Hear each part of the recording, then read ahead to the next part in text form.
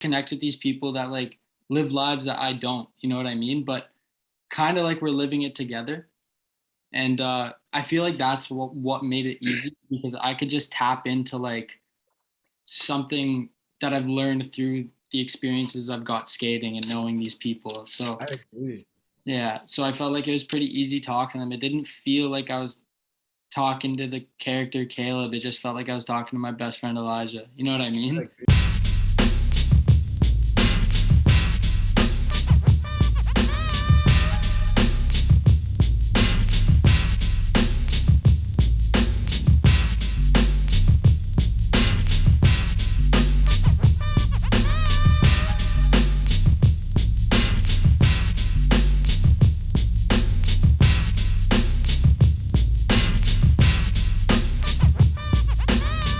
Part 2.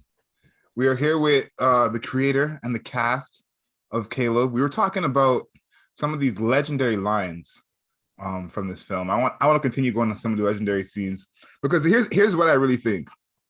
There are a lot of scenes in this film that's like gonna be played forever, or like just brought up randomly. And one of them, I think, is the scene where this dude quote unquote drinks his own piss. Yo, that's gonna get people going. They're gonna be like, how is that in the same movie? I'm telling you right now. I swear I didn't even know that happened. Yo, no. Really? You did for sure. You were at the table reading, bro. You were dying during the table reading. Yeah, you're at the table. It was Adam. Yeah.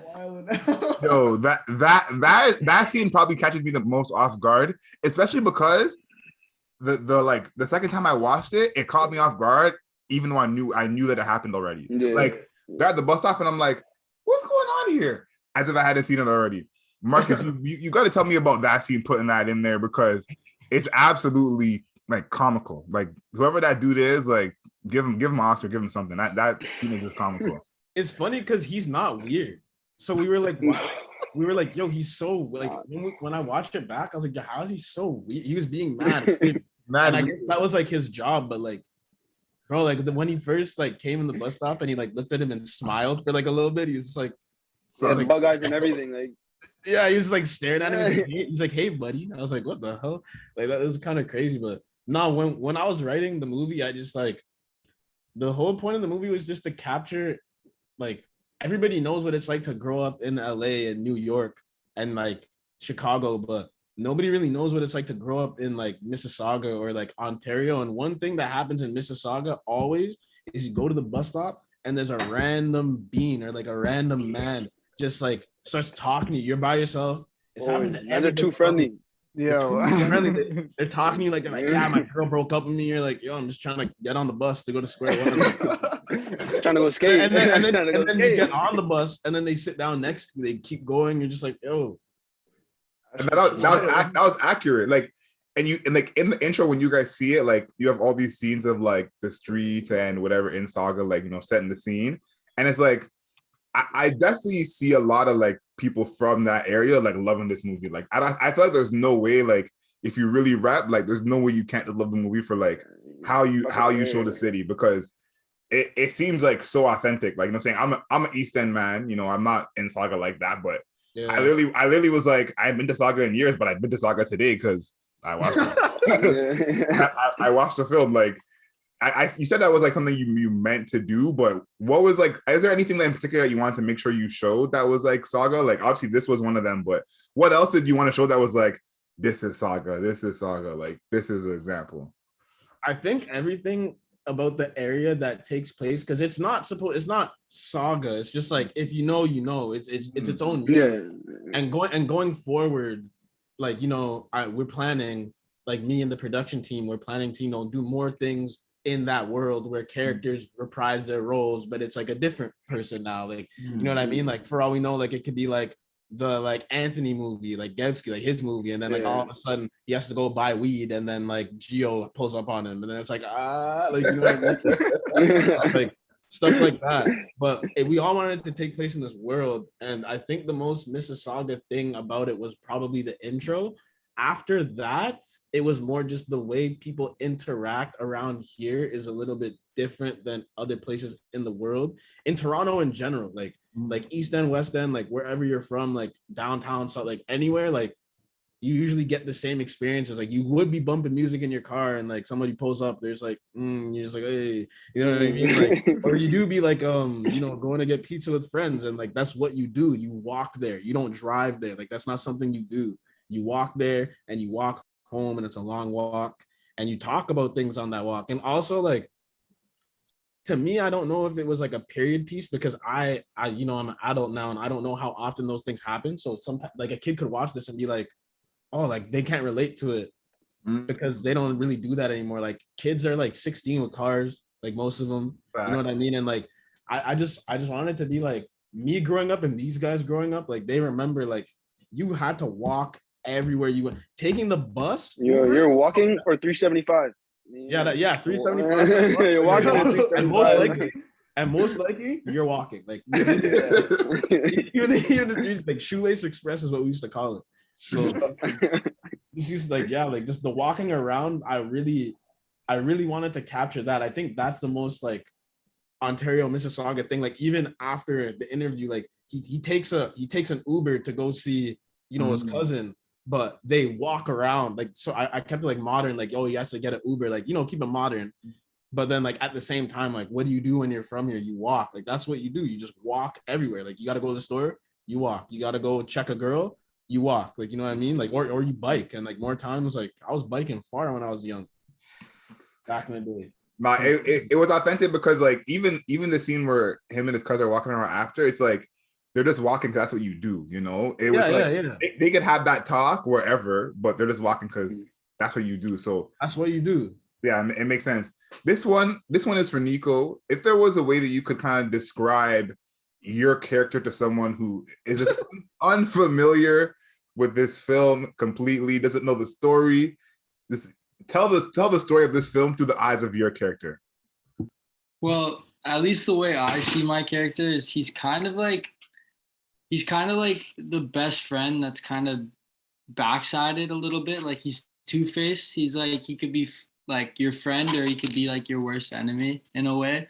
But like for the most part, I think he's like a supportive character. He's definitely like a support system for Caleb, 100%. But you definitely know like when he gets angry, he doesn't care. Like he's not afraid to lose a friend. You know what I mean? Like that. I don't know. That's how I see my character at least. That's perfect. Yeah. That's because even look, like you put me in connections with the interview, like your support. Yeah, exactly. You're here for me, but like, are you really here for my best interest? Like, yeah, exactly. That's exactly. Punch me up in the face. Exactly. I think the way like his character was too is like some things were more important to his character because that's all his character knows. Yeah.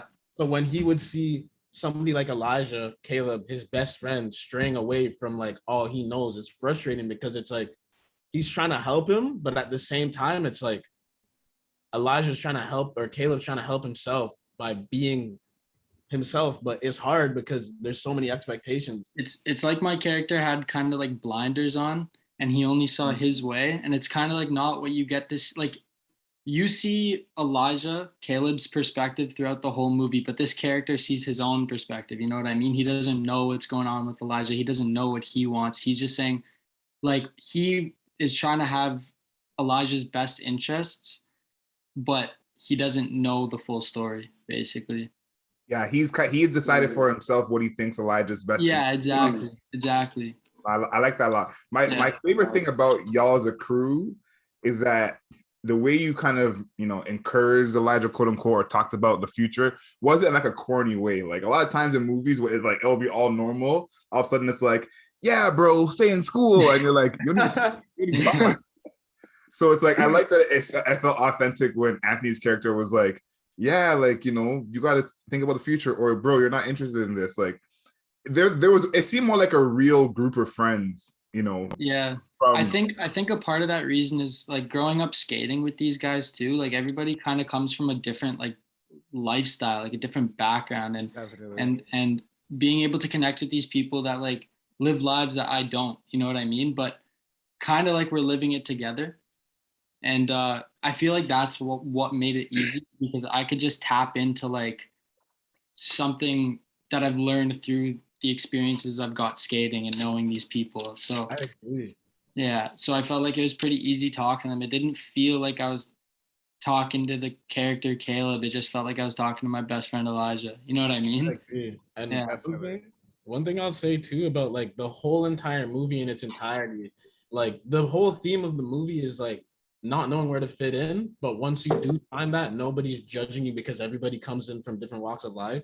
Yeah. And that's what happens with like the skate movies that we've all seen, like via like mid 90s or something like that. That's very much the message that's in it.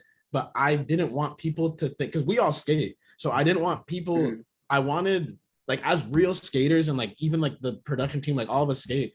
I really wanted it to be a message that's relatable, but I didn't want people to lose relation because they're skateboarding in it and they automatically can't relate because they don't know what a tray flip is or something. Mhm. So I wanted to like reverse it almost and be like, give it like the themes of like different walks of life, but you know, together, and then like tie it into like skating where it's like more tolerated. So like that's definitely a big thing. We're gonna wrap up soon. I think that's like I really have high hopes for this film because I feel like you did what you wanted to do almost perfectly. And even at the end, how it ends and like what he decides to do in terms of like his future, like the way that scene went wasn't some like, I'm turning my life around, I'm gonna start meditating now, like by, you know what I'm saying? It wasn't nothing like that, because that's not realistic, even that. So it's like the way it went down was more like how it would go down, how it was, you know, kind of realistic. Is there anything that you guys are kind of looking for that you want people to know about this film in terms of like the message that you feel like is, you know, it might be unclear, but you want to make sure people know? Yeah. I don't know, like with the Niko thing, like people you love can still be out here hurting you. Like that's real. Like watch like your best friend, you still need, like you need to watch your best friend, but like that's your homie, but like you might not be having the best interest at heart for you. Yeah, but I also felt that it wasn't just with my character that's like that. It's kind of like with huge every example. every interaction that you have with somebody, there's always something. That's Gebski too, literally. Like, why don't you go hang out with your ghetto ass cousin? Like every interaction. Yeah, like, sorry. Every interaction was different with the same intent, kind of. Exactly. That's exactly what it was. I feel like there's a lot of good messages on here. I'm excited for everyone to watch it, because this is like something you could watch over and over again, which is rare. Like, for real. And, if you see a film you haven't seen like before, then you could watch it like again easily. Is like extremely rare. The skating to me was huge because I actually just learned to skate last year, so I was like, that was my little pandemic hobby. So I was like, Caleb, I see you. I feel you. Sometimes you just gotta pick it up, man. So sometimes you gotta stop running from it, man. You've been seeing it in the Tony Hawk game, in Niger Houston or whoever the guy is. You know what I mean? You've been seeing it, and you're like, I think I could do this. Yo, I had too many SBs. I said, you know what? Let me put these to use. Like, you know, put them to use. Get them dunks on. I don't know what. One thing I really liked about the movie that I realized kind of after is it's not like a hard start, hard finish, like how movies are, like, oh, the movie's actually done kind of thing. It wasn't really like it's a movie, but like it didn't feel like a movie because it's like it's more just like a documentary of this nigga's couple days, you know, like it's like, you know, like it's nothing like, oh, the movie's done. His life is done. There's like, nothing. He's not doing anything. Like, it's like there was stuff going on before, and then there's stuff that's gonna go on for sure after. And you kind of just get thrown in the middle, and it's just like you're like putting the pieces together, like, oh, okay, he's 17. Oh, okay, like without us being like, without us being like, Caleb is a 17-year-old from Mississauga. Like, you're probably wondering how I got here. That's why I liked it. I like that. Yeah, like you just like figure it out. Like as soon as it starts, like all you see is him driving. So you don't even know how old he is, who he is, what he's doing, like where he lives. Like you don't like this, like you don't know anything about him. So it's like I'm glad that we took the approach of like not like the, you know, tight beat, like you're probably wondering how I got here. Like it's a 9th grade essay. Like, in this essay, I'll be writing about. Yeah. You know, like, no.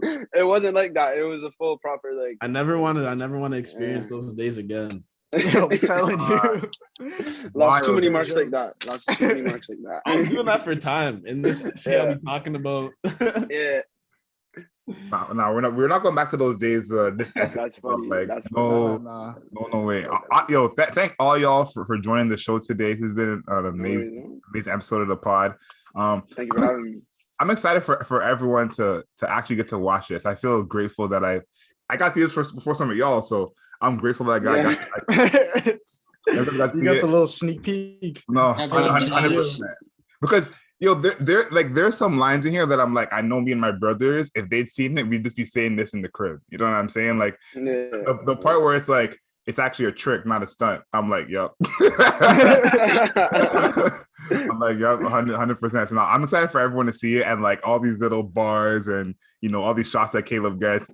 Dickhead gets this shit off. Like, I'm excited for everyone to start kind of being familiar with all these things.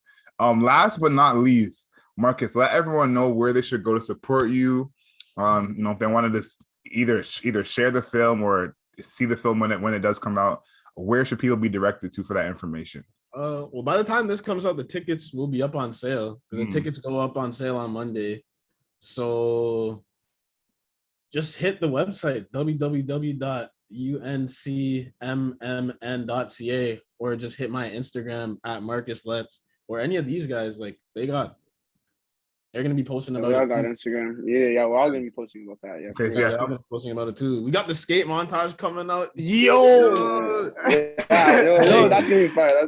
Yo, That's so hype.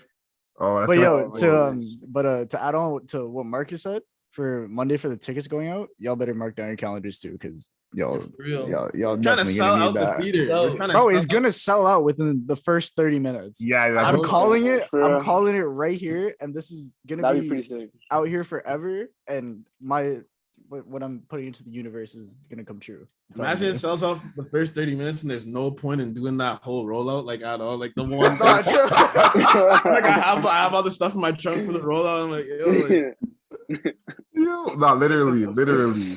Yeah. So I'll put everyone's social media in the description of this podcast. So please go make sure you go follow all of them on the cast.